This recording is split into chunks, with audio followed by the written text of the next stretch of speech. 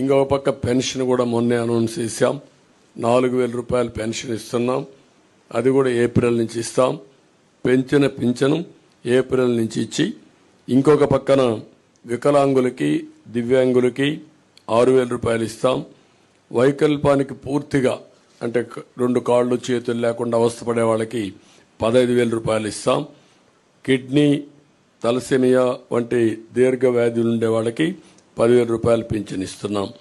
ఇది కాకుండా 2 సెంట్లు ఇంటి జాగా గ్రామీణ పట్టణ ప్రాంతాల్లో, గ్రామాల్లో 3 సెంట్లు ఇస్తాం.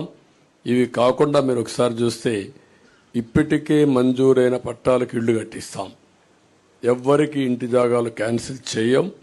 అదే సమయంలో అక్కడే ఇళ్లు కట్టించే పరిస్థితి తీసుకొస్తాం.